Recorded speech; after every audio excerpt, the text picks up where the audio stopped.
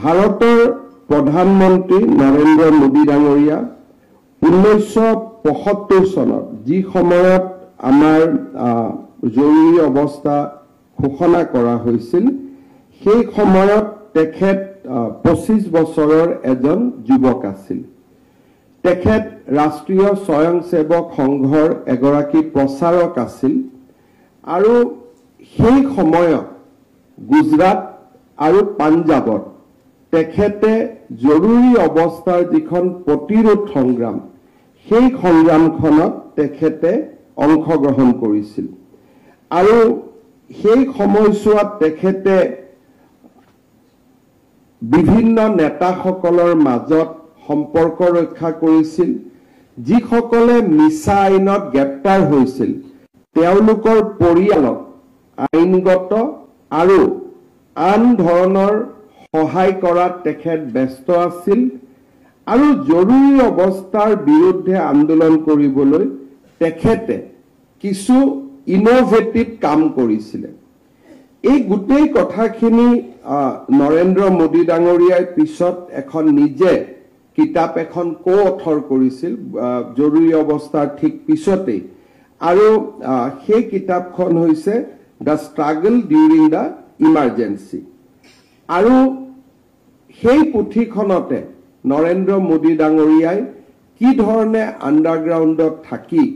জৰুৰী অৱস্থাৰ বিৰুদ্ধে প্ৰতিৰোধৰ সংগ্ৰামখন গঢ়ি তুলিছিল তাৰ এটা মোদী ডাঙৰীয়াই আভাস দিছিল। এতিয়া সেই পুথিখনকে আমাৰ ব্লু ক্ৰাফ্ট নামৰ যেটো ডিজিটেল ফাউণ্ডেশ্যন তেখেতসকলে মোদী ডাঙৰীয়াৰ সমগ্ৰ সময়ছোৱাৰ যেটো ত্যাগ আছিলে বা তেওঁৰ যেটো কৌশল আছিলে তেওঁৰ যেটো ৰেজিষ্টেন্স মুভমেণ্টত তেওঁ কেনেকৈ কন্ট্ৰিবিউট কৰিছিলে তাৰ বিষয়ে তেখেতসকলে লিখি এই পুথিখন আমাৰ বাবে প্ৰকাশ কৰিছিলে। আজি আমি গুৱাহাটীত এই পুথিখনৰ উদ্বোধন কৰিছো উন্মোচন কৰিছো আৰু এই পুথিখনৰ জৰিয়তে কেৱল মাত্ৰ নৰেন্দ্ৰ মোদীৰ ব্যক্তিগত সংঘৰ্ষ নহয় সেই সময়ত মোদী ডাঙৰীয়াৰ দৰে হেজাৰজনে কেনেকৈ ব্যক্তিগত সংগ্ৰামত লিপ্ত হৈছিলে ৰাষ্ট্ৰীয় স্বয়ংসেৱক সংঘ আৰু জনসংঘৰ এই গোটেই ৰেজিষ্টেন্ট মুভমেণ্টত কি ধৰণৰ বৰঙণি আছিলে আৰু কি ধৰণে সেই সময়ৰ পৰা নৰেন্দ্ৰ মোদী ডাঙৰীয়া এজন ভৱিষ্যতৰ নেতা হিচাপে তেওঁৰ প্ৰকাশ আৰম্ভ হৈছিলে এই গোটেই কথাখিনি দ্য ইমাৰ্জেঞ্চি ডায়েৰিজ নামৰ এই পুথিখনিত আমি পঢ়িব পাম আৰু সেই সময়ৰ সম্যক ধাৰণাৰ বিষয়ে বা সেই সময়ৰ আমি সম্যক ধাৰণা ল'ব পাৰিম। সেইবাবে মই ভাবো যে এই পুথিখন জৰুৰী অৱস্থাৰ সময়ৰ এখন ডাঙৰ সমল আৰু এই পুথিখন পঢ়িবৰ বাবে অধ্যয়ন কৰিবৰ বাবে মই স্বাভাৱিকতে সকলোকে আহ্বান জনাম। যোৱা 25 তাৰিখে আমি দেশৰ জৰুৰী অৱস্থাৰ বিষয়ে কথা পাতিছিলো আৰু জৰুৰী অৱস্থাৰ পৰৱৰ্তী বা 25 জুনৰ পৰৱৰ্তী সময়ত আমাৰ ৰাষ্ট্ৰৰ বিভিন্ন সংবাদ মাধ্যমে হওক বা আন মাধ্যম আমাৰ সামাজিক মাধ্যম এই সকলোবোৰতে জৰুৰী অৱস্থাক লৈ আৰু কিছু নতুন তথ্য আৰু কিছু আলাপ আলোচনা হ'ব আৰম্ভ কৰিছে। আমিও বিচাৰো যে জৰুৰী অৱস্থাৰ দৰে এটা যি ব্যতিক্ৰমী আৰু ভাৰতবৰ্ষত কেতিয়াও উদাহৰণ নথকা এটা যেতিয়া ঘটনা সংঘটিত হয় তাৰ 25 বছৰ পিছত 30 বছৰ পিছত যেতিয়া এই জৰুৰী অৱস্থাত অংশ লোৱা মানুহসকল ফৰ এণ্ড এগেইনষ্ট যেতিয়া তেওঁলোক ৰাজনৈতিক দৃশ্যপটৰ পৰা আঁতৰি যায় তেতিয়া কাগজ লেখনি আৰু বিভিন্ন তথ্যৰ ওপৰত মানুহে এক নিৰ্মোহ বিশ্লেষণ কৰাৰ সুযোগ পায়। যেতিয়া জৰুৰী অৱস্থাত যিসকলে অংশগ্ৰহণ কৰিছিল তেওঁলোক যেতিয়া জীয়াই থাকে বা তেওঁলোক দেশৰ ৰাজনীতিত যেতিয়া অংশগ্ৰহণ কৰি থাকে তেখেতসকলৰ ব্যক্তিগত প্ৰভাৱে গোটেই নেৰেটিভটোক প্ৰভাৱিত কৰে স্বাভাৱিকভাৱে প্ৰধানমন্ত্ৰী ইন্দিৰা গান্ধী জীয়াই থকাৰ সময়ত তেওঁৰ সমৰ্থকসকলে জৰুৰী অৱস্থাক জাষ্টিফাই কৰিব জয়প্ৰকাশ নাৰায়ণ জীয়াই থকা সময়ত তেওঁলোকে ৰেজিষ্টেন্ট মুভমেণ্টটো জাষ্টিফাই কৰিব কিন্তু যেতিয়া লাহে লাহে এই মানুহসকল ইহ সংসাৰৰ পৰা আঁতৰি যায় তেতিয়া জীয়াই থকা লোকসকলে পৰৱৰ্তী স্কলাৰসকলে ডকুমেণ্টছ ঘটনা আৰু সেই সময়ৰ বিভিন্ন লিপিবদ্ধ ইতিহাসৰ ওপৰত গোটেই ঘটনা প্ৰবাহক নিৰপেক্ষভাৱে চাবলৈ সুযোগ পায় জৰুৰী অৱস্থা 1975 চনত ঘোষণা কৰা হৈছিল আজি আমি 2025 চনত আমি ভৰি দিছো কব গলে এক প্ৰকাৰ জৰুৰী অৱস্থাই প্ৰায় 50টা বছৰ অতিক্ৰম কৰিছে so this is a good time আমি এবাৰ উভতি চোৱাৰ কাৰণে যে দেশত জৰুৰী অৱস্থাৰ প্ৰয়োজন আছিল জৰুৰী দেশৰ আভ্যন্তৰীণ বিশৃংখলাক নিয়ন্ত্ৰণ কৰাৰ বাবে জৰুৰী অৱস্থাৰ বিকল্প নাছিল ই ইন্দিৰা গান্ধীৰ দলিল আছিল আৰু তাৰ বিপৰীতে আন সকলৰ দলিল আছিল যে নহয় এলাহাবাদ উচ্চ ন্যায়ালয়ৰ ৰায়ৰ পৰিপ্ৰেক্ষিতত যেতিয়া তেখেতৰ পাৰ্লিয়ামেণ্টাৰী সিটটো এক প্ৰকাৰ খাৰিজ হ'ব আৰম্ভ কৰিছিল উচ্চ ন্যায়ালয়ে তেওঁক সংসদ বুলি মানি ল'বলৈ অস্বীকাৰ কৰিছিল সেই সময়ত তেওঁ নিজৰ ৰাজনৈতিক স্বাৰ্থ আগবঢ়াবৰ বাবে দেশত জৰুৰী অৱস্থাৰ ঘোষণা কৰিছিল আৰু সেই কাৰণে এই জৰুৰী অৱস্থাৰ লগত সেই সময়ৰ দেশৰ আভ্যন্তৰীণ পৰিৱেশৰ কোনো সংগতি নাই আৰু ই এক প্ৰকাৰে এটা অনৈতিক সিদ্ধান্ত আছিল জুনৰ 12 তাৰিখে এলাহাবাদ হাইকোৰ্টে ঘোষণা কৰিছিল যে 1971 চনৰ লোকসভা নিৰ্বাচনত ইন্দিৰা গান্ধীৰ যি বিজয় আছিল সেই বিজয় দুৰ্নীতিৰ জৰিয়তে বিজয় হৈছিল আৰু সেই কাৰণে তেখেতে লোকসভাৰ সংসদ হৈ থকাৰ কোনো অধিকাৰ নাই তাতকৈ ডাঙৰ হাইকোৰ্টৰ যিটো ৰায় আছিল হয়তো ইন্দিৰা গান্ধীক এলাহাবাদত কোৱা হৈছিল যে আপোনাৰ এই সিটটো ৰায়বেৰেলীৰ ইলেকশ্যনটো ভুল দেশত হয়তো আৰু এনেকুৱা বহুত সিট আছিল প্ৰধানমন্ত্ৰীয়ে নিজে আকৌ এবাৰ সেই সিটটোত ইলেকশ্যন উঠি তেওঁ ৰি-ইলেক্টেড হৈ আহিব পাৰিলেহেঁতেন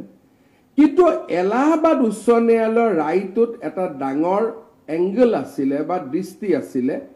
তাত এলাহাবাদ উচ্চ ন্যায়ালয়ে কৈছিল যে Indira Gandhi is debarred from contesting Lok Sabha for next 6 years তাৰমানে 6 বছৰৰ কাৰণে ইন্দিৰা গান্ধী প্ৰধানমন্ত্ৰী হৈ থাকিব নোৱাৰে এই ৰায়টো বাহিৰ প্ৰকাশ হোৱাৰ লগে লগে আৰু ৰায়টো ইমানে শক্তিশালী আছিল প্ৰধানমন্ত্ৰী ইন্দিৰা গান্ধী আৰু তেওঁৰ সমৰ্থকসকল বিশেষকৈ সিদ্ধাৰ্থ শংকৰ ৰায় আৰু আন সমৰ্থকসকল তেওঁলোক এক প্ৰকাৰ সন্মুখত অন্ধকাৰ দেখা আৰম্ভ কৰিছিল আৰু সেই সময়ত নিজৰ প্ৰধানমন্ত্ৰীৰ চকীখন সুৰক্ষিত কৰিবলৈ দেশত জৰুৰী অৱস্থা ঘোষণা কৰিবলৈ তেওঁলোকে সিদ্ধান্ত লৈছিল 25 জুনৰ নিশা 12 বজাত ৰাষ্ট্ৰপতি ডাঙৰীয়াক টোপনিৰ পৰা জগোৱা হৈছিল আৰু কেবিনেট সিদ্ধান্ত নোহোৱা কৰি ৰাষ্ট্ৰপতিক কোৱা হৈছিল যে আপুনি এই ঘোষণাত স্বাক্ষৰ কৰিব লাগিব ইন্দিৰা গান্ধী ইমানে শক্তিশালী ৰাজনৈতিক নেতা আছিল এই কামটো তেওঁ আগদিনাখন গধূলি 6 বজাত কেবিনেট পাতি কেবিনেট সিদ্ধান্ত এটাও ৰাষ্ট্ৰপতিৰ ওচৰত লৈ যাব পাৰিলেহেঁতেন ফখৰুদ্দিন আলী আহমেদো তেখেতৰ নিজৰ মানুহ আছিল আৰু কেবিনেটখনো ইয়েছ মেন কেবিনেট আছিল তাত না কোৱাৰ কেবিনেট নাছিল কিন্তু ইন্দিৰা গান্ধীয়ে নিজক ইমানে অসুৰক্ষিত অনুভৱ কৰিছিল যে তেওঁ জৰুৰী অৱস্থা ঘোষণা কৰাৰ সিদ্ধান্তটো কেবিনেটত আলোচনা কৰাৰ পৰিৱৰ্তে আৰু ৰাষ্ট্ৰপতিকো আগতীয়াকৈ জনোৱাৰ পৰিৱৰ্তে তেওঁ নিশা ৰাষ্ট্ৰপতিক টোপনিৰ পৰা জগাই তেওঁ জৰুৰী অৱস্থাৰ ঘোষণাত স্বাক্ষৰ গ্ৰহণ কৰিছিলে। ৰাতিপুৱা 6 বজাত কেবিনেটত তেখেতে জৰুৰী অৱস্থাক পোষ্ট ফেক্টো পিছত কেবিনেটৰ পৰা স্বীকৃতি তেওঁ গ্ৰহণ কৰিছিলে। তাৰ মানে নাম্বাৰ 1 এই গোটেই জৰুৰী অৱস্থাৰ ঘোষণা আছিলে হাই কোৰ্টৰ জাজমেণ্টক অভাৰৰাইড কৰা, জাজমেণ্টক সাইড ষ্টেপ কৰা। আৰু তাৰ লগত আৰু এটা কথা স্পষ্টভাৱে প্ৰকাশ হৈছিলে যে গান্ধী পৰিবাৰে বা গান্ধী ফেমিলিয়ে নিজৰ বাদে কাকো বিশ্বাস কৰিবলৈ তেওঁলোক সক্ষম নহয়। They are not a team player. কেবিনেটখন সৰু কেবিনেট, মাতি আনি আলোচনা কৰিও একেই সিদ্ধান্ত হ'লহেঁতেন, কিন্তু নিজৰ লগত থকা মানুহখিনিকে তেওঁলোকে ডিষ্ট্ৰাষ্ট কৰে আৰু কাকো তেওঁলোকে বিশ্বাসত ল'বলৈ ৰেডি নহয়। পৰৱৰ্তী সময়তো ইন্দিৰা গান্ধীৰ পৰা আৰম্ভ কৰি আজিলৈকে আমি যদি কংগ্ৰেছ দলৰ ইতিহাসত চাওঁ, সিদ্ধান্ত গান্ধী পৰিয়ালৰ মানুহকেইজনৰ মাজত হ'ব আৰু সিদ্ধান্ত ইমপ্লিমেণ্ট কৰিবৰ বাবে পৰৱৰ্তী সময়তহে কংগ্ৰেছ দল বা চৰকাৰৰ প্ৰয়োজনীয়তা হ'ব। জৰুৰী অৱস্থা ঘোষণা কৰাৰ পিছত প্ৰধানমন্ত্ৰী ইন্দিৰা গান্ধীয়ে জৰুৰী অৱস্থাক জাষ্টিফাই কৰিবৰ বাবে তেখেতে বহুবিলাক কাম হাতত লৈছিল। সময়ত কাৰ্যালয়ত আহিব লাগিব, আমাৰ সন্তান জন্মৰ বিৰুদ্ধে যিটোক আমি আজিকালি ট্ৰিটমেণ্ট কৰোঁ বা আমি যিটো ষ্টেৰিলাইজেশ্যন কৰোঁ, তেওঁ তেনেকে বিভিন্ন সিদ্ধান্ত হাতত লৈছিলে। আৰু টু জাষ্টিফাই দ্য ইমাৰ্জেঞ্চি, ইমাৰ্জেঞ্চিটো দিছিলে নিজৰ চকীখন ৰক্ষাৰ কৰাৰ কাৰণে, আৰু ইমাৰ্জেঞ্চিটো জাষ্টিফাই কৰাৰ বাবে তেওঁ কৰবাত গৈ উচ্ছেদ অভিযান, কৰবাত তেওঁ ষ্টাৰিলাইজেশ্যন, কৰবাত কোনোবাই যদি কৰবাত চাউল গুদামত ৰাখিছে ব্যৱসায়ীসকলক আহি গ্ৰেপ্তাৰ কৰি তেওঁ এটা মানসিকতা নিৰ্মাণৰ চেষ্টা কৰিছিল যে জৰুৰী অৱস্থা মই সাধাৰণ মানুহৰ কাৰণে দিছো আৰু এই জৰুৰী অৱস্থাই ৰাষ্ট্ৰৰ কল্যাণ কৰিব। ৭৭ত যেতিয়া নিৰ্বাচন হ'ল, ৰাষ্ট্ৰই এই কথাক প্ৰত্যাখ্যান কৰিলে আৰু ৰাষ্ট্ৰই স্পষ্টভাৱে জনাই দিলে যে জৰুৰী অৱস্থা ঘোষণাৰ সিদ্ধান্তৰ লগত ৰাষ্ট্ৰ একমত নহয়। আৰু যথেষ্ট এনেকুৱা ধৰণৰ আমি যাক গিনিপিক বুলি কওঁ বা সস্তীয়া জনপ্ৰিয়তাৰ কাৰণে কৰা কাম কওঁ, এনেকুৱা বহুত কাম কৰাৰ পিছতো ইন্দিৰা গান্ধীয়ে ৰাইজৰ সমৰ্থন লাভ কৰিবলৈ বিফল হয় আৰু ৭৭ চনত প্ৰথমবাৰৰ বাবে মোৰাৰজী দেশাইৰ নেতৃত্বত ভাৰতৰ ইতিহাসত এখন অনা কংগ্ৰেছী চৰকাৰ গঠন হয়। চাহ আয়োগ গঠন হৈছিলে। চাহ আয়োগৰ ঘটনা যি শুনানি হৈছিলে, সেই সমগ্ৰ শুনানিৰ দস্তাবেজ আৰু দলিলত জৰুৰী অৱস্থাৰ সময়ত কেনেকে তেওঁৰ বিৰোধীৰ ওপৰত অকথ্য অমানৱীয় অত্যাচাৰ কৰা হৈছিল তাৰ বিষয়ে বিস্তৃত বৰ্ণনা দিয়া হৈছে। প্ৰেছ চেঞ্চৰশ্বিপৰ পৰা আৰম্ভ কৰি মিছাৰ দৰে আইনৰ জৰিয়তে জয়প্ৰকাশ নাৰায়ণ, অটল বিহাৰী বাজপেয়ী, লালকৃষ্ণ আদৱানী, মোৰাৰজী দেশাইৰ দৰে নেতাসকলক গ্ৰেপ্তাৰ কৰা হৈছিল। আৰু এটা সময়ত ইন্দিৰা গান্ধীৰ ঘনিষ্ঠ জগজীৱন ৰাম, হেমৱতী নন্দন বহুগুণা, মোহন ধাৰিয়াহঁতে দৰে নেতাইও কংগ্ৰেছ দল ত্যাগ কৰিছিল আৰু ৭৭ত সকলোৱে লগ লাগি জনতা পাৰ্টিৰ চৰকাৰ গঠন কৰিছিলে। কিছুমান ডেমেজ আছে যাক আমি ঘটনাৰ ৬ মাহ ২ বছৰ পিছত আমি তাক ৰিপেয়াৰ কৰিব পাৰোঁ, কিন্তু এনেকুৱা ঘটনাই ৰাষ্ট্ৰৰ জীৱনত কিছু কথা এৰি থৈ যায় তাক বহু দিনলৈ পুনৰ বিবেচনা কৰা সম্ভৱ নহয় প্ৰধানমন্ত্ৰী ইন্দিৰা গান্ধীয়ে দেশৰ জৰুৰী অৱস্থাৰ সময়ত আমাৰ সংবিধানত তেখেতে সংশোধনী আনিছিল আৰু সেই সংশোধনীৰ জৰিয়তে আমাৰ সংবিধানৰ যেটো প্ৰস্তাৱনা আছিল সেই প্ৰস্তাৱনাটোক তেখেতে সম্পূৰ্ণৰূপে পৰিৱৰ্তন কৰিছিল 1975 চনৰ আগত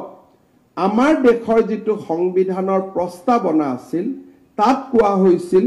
we the people of India having solemnly resolved to constitute India into a sovereign democratic republic অৰ্থাৎ সাৰ্বভৌমত্ব আমি এখন গণতান্ত্ৰিক গণৰাজ্য সাৰ্বভৌমত্ব গণতান্ত্ৰিক গণৰাজ্য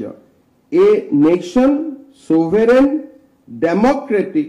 আৰু ৰিপাব্লিক কিন্তু তেখেতসকলে যি সময়ত ইন্দিৰা গান্ধী জৰুৰী অৱস্থা ঘোষণা কৰিছিল ইন্দিৰা গান্ধীয়ে 1976 চনত 42nd amendment of the constitution লৈ আহিছিল আৰু তাত তেখেতে দুটা শব্দ যোগ কৰিছিল socialism আৰু secularism এই দুইটা শব্দই ভাৰতবৰ্ষৰ সংবিধানখনৰ প্ৰতি পৰৱৰ্তী সময়ত মানুহৰ দৃষ্টিভংগীৰ পৰিৱৰ্তন ঘটায় আৰু আমাৰ ৰাষ্ট্ৰ জীৱনত এক বিৰাট ক্ষতি সাধন কৰে প্ৰথম কথা যে ভাৰতৰ যেটো সামাজিক গাঁথনি আছিল 5000 বছৰীয়া যেটো সামাজিক গাঁথনি আছিল বা মহামানৱ মহাত্মা গান্ধীয়ে স্বাধীনতা আন্দোলনৰ সময়ত যি অৰ্থনৈতিক আদৰ্শৰ কথা তেখেতে উল্লেখ কৰিছিল গান্ধীজীয়ে কেতিয়াও সমাজবাদৰ কথা উল্লেখ কৰা নাছিল কাৰণ সমাজবাদৰ ধাৰণাটো ৰাছিয়া চাইনা আন দেশত উৎপত্তি হোৱা ভাৰতত সমাজবাদৰ ধাৰণা কেতিয়াও নাছিল ভাৰতবৰ্ষৰ যেটো ইকোনমিক প্ৰিন্সিপল আছিল মহাত্মা গান্ধীয়ে তাক ট্ৰাষ্টিশিপ বুলি কৈছিল যে ধনী মানুহসকলে দুখীয়াসকলৰ ন্যায় ৰক্ষক হ'ব মই যদি উপাৰ্জন কৰিছো সেই উপাৰ্জনৰ ধন মই দৰিদ্ৰসকলৰ বাবে বিনিয়োগ কৰিম পণ্ডিত দীনদয়াল উপাধ্যায়ে একান্ত মানৱতাবাদৰ কথা কৈছিল বিনুৱাভাৱে সৰ্বোদয়ৰ কথা কৈছিল আমাৰ ভাৰতীয় সভ্যতা কোনো এজন মনীষীয়ে কেতিয়াও সমাজবাদৰ ধাৰণাটো আনা নাছিল সমাজবাদ হৈছে ই এক প্ৰকাৰ ক'ব গ'লে the ideology is based on conflict আমি সমাজবাদৰ ধাৰণাত বহু দিনলৈ পাব্লিক সেক্টৰক ইকোনমিক প্ৰিন্সিপল হিচাপে ধৰি লোৱাৰ কাৰণে আমি বিভিন্ন ৰাষ্ট্ৰৰ লগত প্ৰতিযোগিতাত পিছ পৰি গলো আৰু যি সময়ত ভাৰত আত্মনিৰ্ভৰ হোৱাৰ প্ৰয়োজনীয়তা আছিল সেই সময়ত আমি সমাজবাদৰ আদৰ্শৰে আৰু সমাজবাদক বাওপন্থী লোকসকলে বহু পৰিমাণে কমিউনিজমৰ লগত এক পজিটিভ কম্পাৰিজন কৰিবলৈ আৰম্ভ কৰাৰ কাৰণে ভাৰতবৰ্ষৰ যি প্ৰতিযোগিতামূলক পৰিৱেশ আছিল ভাৰতবৰ্ষৰ যি আমাৰ মানুহৰ কেপেবিলিটিজ আছিল তাক আমি কেতিয়াও আগবঢ়াই লৈ যাবলৈ সক্ষম হোৱা নাছিল আৰু এই সমাজবাদৰ ধাৰণাটোক যেটো ভাৰতীয় সংবিধানত দিয়া হৈছিল তাক বিজেপিয়ে ডিমলিশ কৰিবলগীয়া নহল কংগ্ৰেছ দলে প্ৰধানমন্ত্ৰী নৰসিংহ ৰাও আৰু ডক্টৰ মনমোহন সিঙে নিজে সমাজবাদৰ ধাৰণাটোক ডিমলিশ কৰিলে আৰু তেওঁলোকে আমাৰ অৰ্থনীতিত উদাৰবাদ লৈ আহিলে বিজেপিয়ে ইন্দিৰা গান্ধীৰ ধাৰণাটোক চ্যালেঞ্জ কৰা নাছিল কাৰণ কৰাৰ সুবিধা নাছিল আমি চৰকাৰত নাছিল but entire principle of socialism the concept of socialism was demolished by the Congress party itself যেতিয়া উদাৰবাদ লৈ অহা হল নৰসিংহ ৰাও ডক্টৰ মনমোহন সিঙৰ নেতৃত্বত আটাইকেইটা চৰকাৰ নৰসিমা ৰাও চৰকাৰ আৰু UPA 1 and 2 এই দুই তিনিওটা চৰকাৰতে সমাজবাদৰ ধাৰণাটোক পাহৰণিৰ গৰ্ভলৈ লৈ যোৱা হ'ল। দেশত উদাৰবাদ, অৰ্থনৈতিক উদাৰবাদ তেখেতসকলে লৈ আহিলে। তাৰ পিছত ভাৰতীয় জনতা পাৰ্টিৰ চৰকাৰ আহিলে।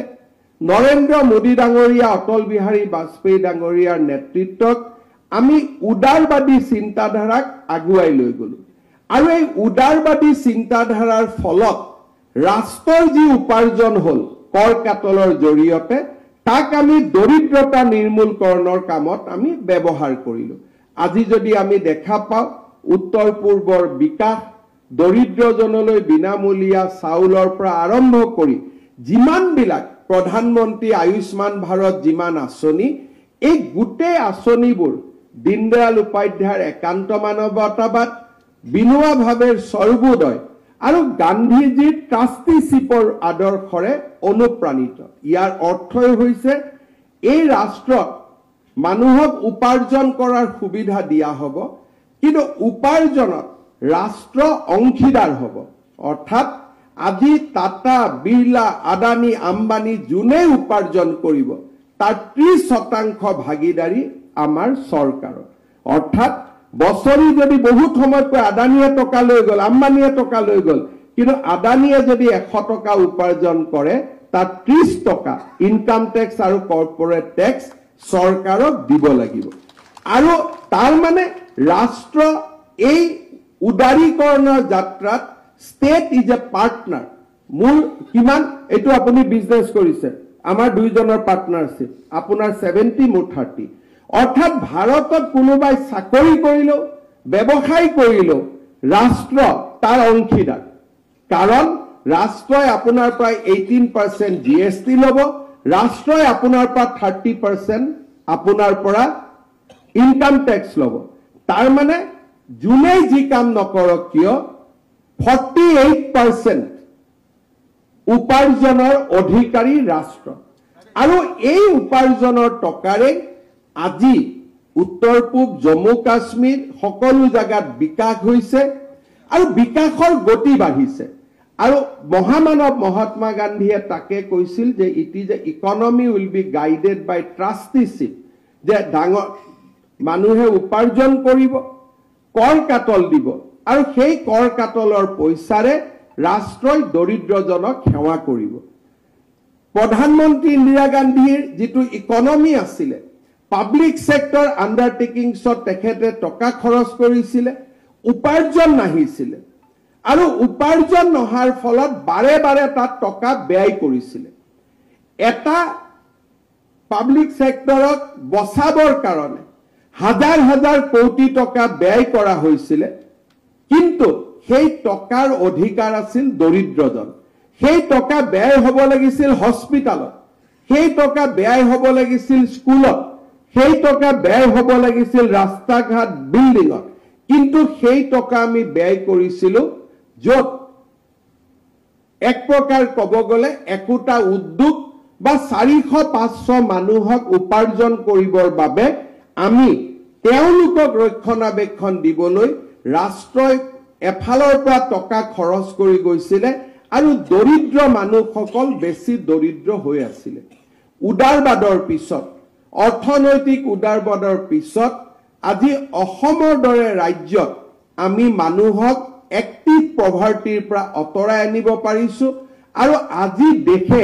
দৰিদ্ৰতা নিৰ্মূল কৰিব পাৰিছে আৰু প্ৰত্যেকজন মানুহে নিজৰ ভৰিৰ